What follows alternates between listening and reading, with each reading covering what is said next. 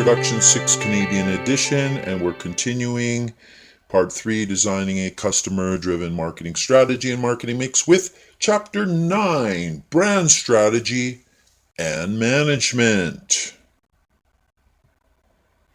So the learning objectives here: 1. Define and describe the concept of a brand. 2. Explain the roles of brand personality, brand status, and brand equity in building brands. 3. List and describe the major strategic and ongoing management decisions marketers must make about brands. 4. Summarize the ways marketers can engage consumers through brand communications. 5. Describe the roles of storytelling, branded content, branded entertainment, and social media in brand communication. So what is a brand? A brand is the image which stands behind the name, symbol, icon, design, or combination of these that identifies the maker or marketer of a product. Branding can add value to a product. So, brands, these are more than names or symbols. Brands have status and value. They have personality, they involve emotions, they signify quality, and they provide legal protection. So Exhibit 9.1, anything can be branded. Salt is salt, but Windsor is a brand name for salt products made by the Canadian Salt Factory, which differentiates it from other manufacturers' salt products. You see there in the photo, there's coarse salt, household salt, kosher salt, sea salt, what is that? Half salt, salt-free, table salt, sea salt. All kinds of different packages. Trademarks. Trademarks can be names, symbols, characters, shapes. They have monetary value, and they are indicated with a superscript TM. So Exhibit 9.2, Trademarks. The name Kleenex is a registered trademark, which means it should always be spelled with a capital and used to refer to the name brand tissue. Brand meaning. Branding expert Al Reese says that the key to communicating brand meaning is to get consumers to associate your brand with just one word, so that your brand owns that word in terms of brand positioning. So, for example, we've got a company, Volvo, and the word is safety. Coors Light, the word is cold.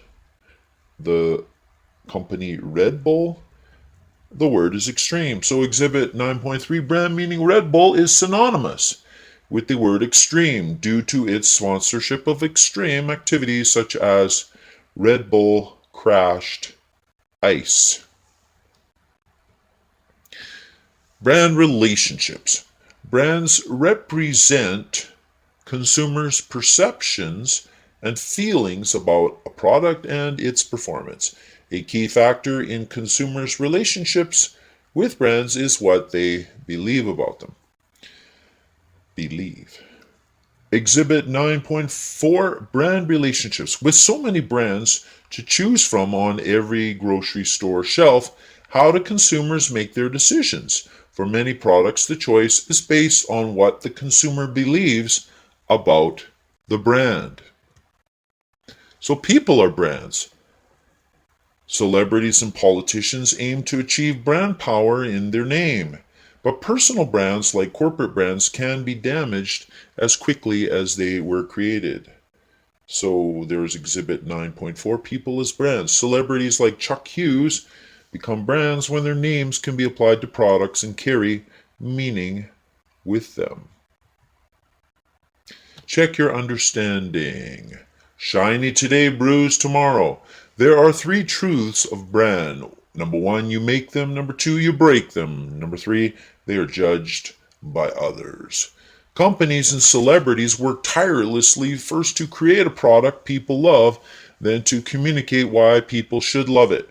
That said, if those companies or people ever leave doubt in consumers' minds as to why their names no longer deserve their love and trust, the brand could be forever damaged.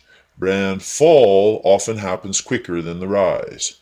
Consider celebrities whose brands remain intact over the long term versus those whose names fail to stand the test of time.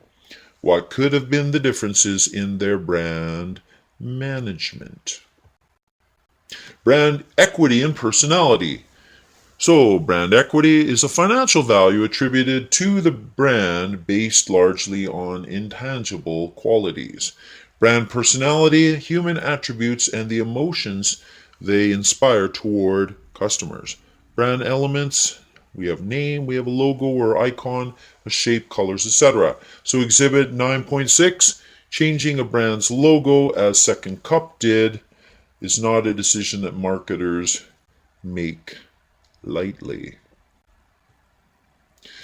Branding strategy. 3 main branding strategy decisions. We have brand name selection, positioning, and sponsorship. Example, Marketing at Work 9.2, Converse, an old brand with a new beginning.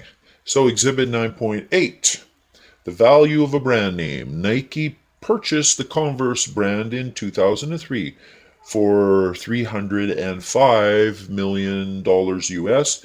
That's what almost 100 years of building brand equity is worth. So, brand strategy. The name. Great brand names are distinctive, pronounceable, product related, legally clear, and extendable. Brand strategy positioning from strong to strongest. So, we've got product, desirable benefits, and beliefs and values. Going up a pyramid there.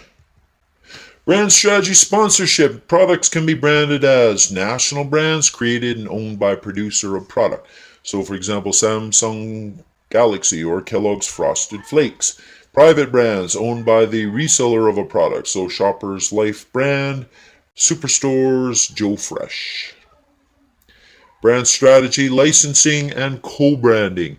Methods of branding include licensing, co-branding. So we've got Exhibit 9.9, licensing. Super Awesome Me is an action figure that can be customized to look like a child.